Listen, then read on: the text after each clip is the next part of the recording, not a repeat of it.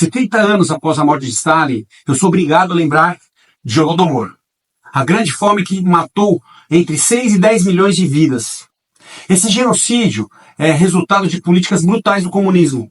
Ele marcou um dos episódios mais dolorosos do século XX e um dos maiores democídios da história da humanidade. Holodomor significa morte por inanição. E não foi um acidente, foi o resultado calculado de um governo que tentou esconder a verdade, manipulando números e apagando a memória de milhões de pessoas. O comunismo ataca a fé e a família.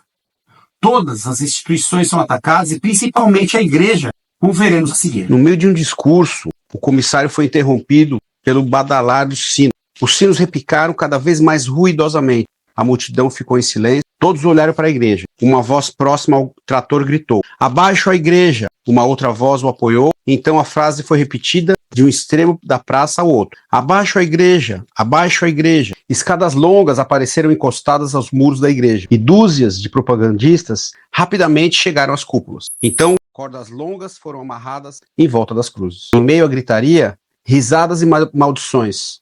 Os propagandistas puxaram as cordas até que as cruzes caíssem, esmagando o teto. Então os sinos foram retirados e as cúpulas destruídas.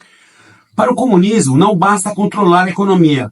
É também preciso controlar o pensamento e a crença, e, consequentemente, a liberdade dos indivíduos, sua vida e se você pode ou não viver.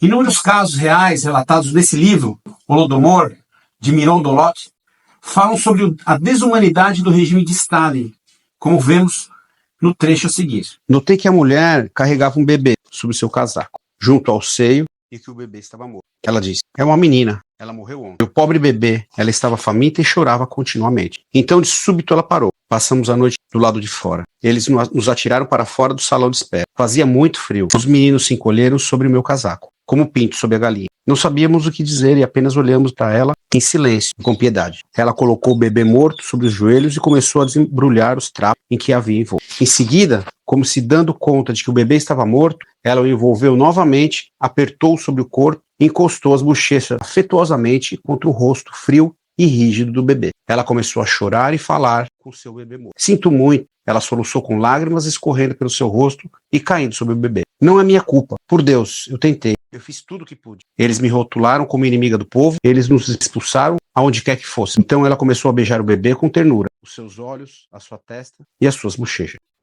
Precisamos aprender com as tragédias do comunismo, exemplificado por Holodomor.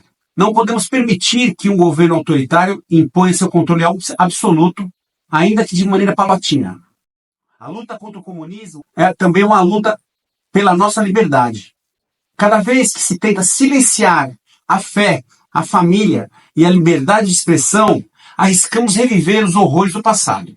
É meu, é nosso, é seu dever proteger a história, nossa identidade, nossa liberdade de pensar e acreditar, e conhecer a verdade.